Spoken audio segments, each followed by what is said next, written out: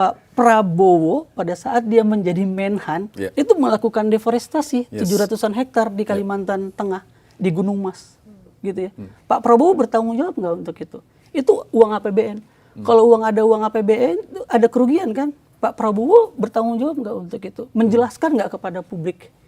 Saya datang langsung ke sana, tahun ke tahun datang langsung ke sana, ngelihat hutan yang tadinya hutan, banyak pohon dan lain sebagainya, tertebang, berganti menjadi singkong, dan singkongnya nggak tumbuh dan nggak panen juga. Kita kritik gitu, kita bilang, bahkan sebelum itu ditebang, udah kita bilang, bahwa ini bukan lahan yang untuk bisa ditebang, bukan lahan yang untuk bisa ditanamin. Tapi pemerintah nggak dengar kita kan. Sampai sekarang itu menjadi proyek mangkrak. Kalau tidak mangkrak, buktikan Mas. Atau pemerintah buktikan. Atau uji kalimat saya gitu ya, bahwa yang di Gunung Mas berhasil. Pak Mentan misalnya. Beliau kan sering gembar-gembor ya, jutaan hektaran sebagainya. Buktikan gitu. Sama kayak tadi waktu ngomongin apa Mas? 2 triliun apa? Penggilingan padi. Penggilingan padi. Ini kan aneh ya. Pak Prabowo itu untuk pangan itu industrialisasi sekali. Beliau mengkritik industri-industri besar kan. Kebijakan Pak Prabowo itu tidak pro dengan petani. Kenapa? Karena beliau setuju dengan yang namanya food estate. Membabat hutan jutaan hektar, membabat hutan ratusan ribu hektar. Dan itu merugikan petani. Ini yang di Papua ya? Yang di Papua. Dan itu menggunakan militer, itu menggunakan industri. Di mana petani yang bisa mengekspor ekskavator sampai ratusan Mas? Yang terjadi di Papua adalah ekskavator ratusan masuk ke Papua. Apa itu pro petani? Tidak. Itu pro industri besar. Jadi sebenarnya salah kalau Pak Prabowo itu bangga dengan petani. Pak Prabowo nggak bangga sama petani kita. Karena Pak Prabowo lebih setuju dengan industrialisasi melalui food estate ketimbang menggunakan petani. Kalau Pak Prabowo memang benar-benar peduli dengan petani, maka Pak Prabowo harus menjadikan petani garda terdepan dan menjadi tulang punggung di dalam pertanian Indonesia. Buktikan di mana program Pak Prabowo yang menjadikan petani tulang punggung pertanian di Indonesia. Ada. Mas Alibudin punya buktinya Pak Prabowo menjadikan petani menjadi tulang punggung? Jadi gini, kita nggak bisa bilang bahwa Pak Prabowo nggak peduli petani hanya gara-gara satu narasi yang terus disebarkan oleh teman-teman dari kabinet bayangan atau Mas Iqbal gitu ya. Karena sebenarnya gini, kalau memang presiden itu nggak peduli pada petani, maka sampai hari ini harga pupuk pasti mahal.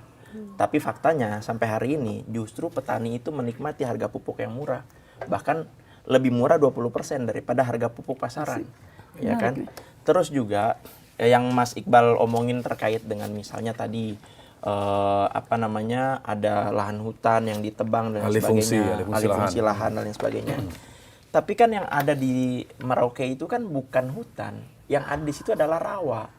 Saya pun pernah, ya kan, ke rawa itu rawa-rawa yang dialihfungsikan yang sebenarnya nggak bagus gitu. Makanya Bang Alibudin ke sana? Cek ke sana? Iya. Makanya waktu itu kan diajak sama Nusron Wahid. Ayo, kalau memang kita buktikan bareng-bareng. Ingat nggak waktu Nusron Wahid misalnya di UGM? Di UGM yang waktu itu ribut-ribut, marah-marah gitu kan. Itu kan Nusron Wahid ngajakin ke sana. Ayo dong, kita buktikan bareng-bareng gitu. Itu adalah lahan rawa yang nggak berfungsi sehingga difungsikan. Masalahnya adalah kenapa kemudian dinarasikan seolah-olah nggak peduli petani? Karena memang kan dibuka lahannya di situ. Kita itu nggak cukup banyak lahan di Jawa atau di daerah-daerah lain untuk lahan baru. Karena perkembangan pertumbuhan penduduk ini kan besar. Ya kan, kita butuh lahan baru untuk mengejar ketertinggalan terkait dengan swasembada. Dan sampai hari ini swasembada kita itu udah lumayan baik gitu.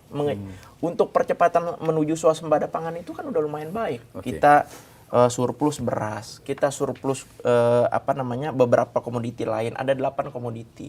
Ya walaupun beberapa lainnya masih impor gitu. Tapi artinya kan ada hal baik yang sudah dilakukan oleh pemerintah. Kan nggak bisa simsalabim dalam kurang dari 2 tahun semua hal bisa tercapai begitu aja gitu loh. Saya mau dalamin soal tanah rawa tadi yang disebut Bang Ali itu tidak banyak berfungsi di sana ya. Betul. Tapi apakah itu benar-benar tidak berfungsi bagi masyarakat ada di sana? Sama sekali gitu. Ya apa yang diharapkan dari tanah rawa? Memang masyarakat adat tidak memfungsikan itu. Ya, masyarakat adat pasti butuh itu. Tapi faktanya hari ini, masyarakat adatnya sudah menerima berbagai bantuan dari pemerintah berbentuk ekskavator, bukan ekskavator, maksud saya apa itu yang buat pertanian, alat-alat pertanian dan lain sebagainya, itu kan udah dinikmati sama teman-teman di sana. Ada kok banyak buktinya tersebar. Bahkan di akun Kementerian Pertanian juga ada gitu. Artinya nggak cuma fokus ke industri besar, tapi ke petani-petani yang ada di Papua juga dilibatkan gitu loh. Nggak cuma hanya sekedar oke nih kita buka, nanti yang bawa ini dan lain sebagainya, enggak. Petani-petani di sana ada kok yang menikmati akhirnya dibukain lahan untuk sawah, cetak sawah dan lain sebagainya. Bahkan udah tanam padinya dan lain sebagainya ada gitu. Oke. Udah tarik nafas nih kamu. Ya. Kayaknya Iya. mau menjawab nih. Iya, udah mulai mau ribut. Enggak. Tapi kalau seandainya pernyataan Mas Salimuddin ini adalah pernyataan pemerintah, sebenarnya sedih banget ya. Nah, saya bukan pemerintah. Iya. Kalau saya bilang tadi kan Mas Salimuddin udah kenal sama Pak Prabowo misalnya dari 2009 gitu. Iya. Atau ya punya akses lah pada Pak Mentan. Enggak Saya punya cuman mau bilang kayak gini. Percayalah sama ilmu pengetahuan. Percaya sama laporan-laporan riset gitu ya. Kebakaran hutan terbesar pertama kali di Indonesia itu di wilayah gambut yang dibuka jadi food estate di zaman Soeharto. Karena dianggap rawa gambut itu. Gambut itu ekosistem rawa memang. Yang bagi orang kota kayak Mas Salimuddin nggak ada fungsinya gitu. Gambut itu tuh namanya ekosistem rawa. Yeah. Kalau dia ekosistem rawa artinya apa Mas? Basah. Gitu. Kalau dia basah, begitu terjadi kekeringan kayak El Nino sekarang, dia kebakar. Bayangkan kerugian yang udah dirasakan sama masyarakat Kalimantan Tengah gitu ya Mas. Gara-gara dibukanya tuh tahun 97-96.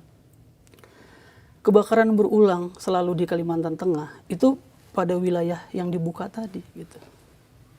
Jadi ketika ekosistem kita buka, menurut kita itu bukan bencana, tapi itu jadi bencana.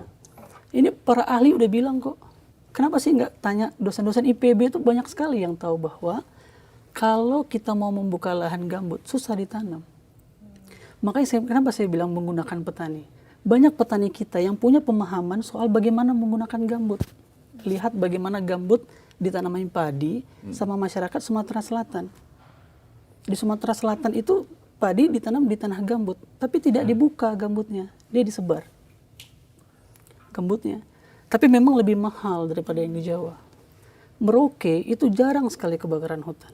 2 tahun terakhir setelah ada program food estate, kebakaran hutan terbesar di Indonesia di tahun 2024 dan 2005 adanya di Merauke. Karena pembukaan lahan tadi. Karena pembukaan lahan. Kenapa? Kering. Disebut tadi bukan hutan, tapi Pak Raja Juli, Pak Julhas juga mention bahwa mereka melakukan pelepasan kawasan hutan 481 hampir 500 ribu gitu ya. Uji kalau yang saya sebutkan ini salah gitu ya. Nah, kawasan itu adalah kawasan hutan yang dia punya fungsi ekosistem. Yang di situ hidup biodiversity, hidup keanekaragaman hayati. Dan kita bergantung sama itu. Mereka mereserve karbon tuh besar sekali. Pak Edi Suparno misalnya, saya lihat di Instagramnya ya, 10 pohon ditebang dia bilang dia sedih sekali ya. Tapi dia nggak tegur Pak Julhas, gitu. Dia nggak tegur orang-orang di partainya yang melakukan penebangan pohon. Misalnya. Kenapa 10 pohon ditebang di Bandung ribut bukan main? Jutaan pohon ditebang di Papua kita diam aja, gitu. Jadi membuka lahan yang tentu tidak berhasil ini sulit. Gitu.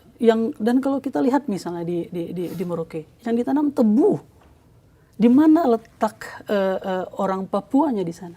Orang Papua nggak makan nasi, mereka nggak makan padi, mereka nggak nanam padi, nggak punya kebudayaan itu. Mereka makan sagu. Bahkan di wilayah pesisir Melayu dimanapun, mulai dari Aceh sampai Papua, bahkan di kampungnya Mas Lebih di daerah Sumba. Ya, di Sumbawa di Bima. Sagu itu jadi banyak makanan pokok. Gitu. Jadi di Sumbawa nasi Bima. Bima Sumbawa, Pulau Sumbawa masih nasi. Jadi ada banyak tempat gitu ya, yang kita tuh harus perhatikan sebenarnya mereka punya kebutuhan apa.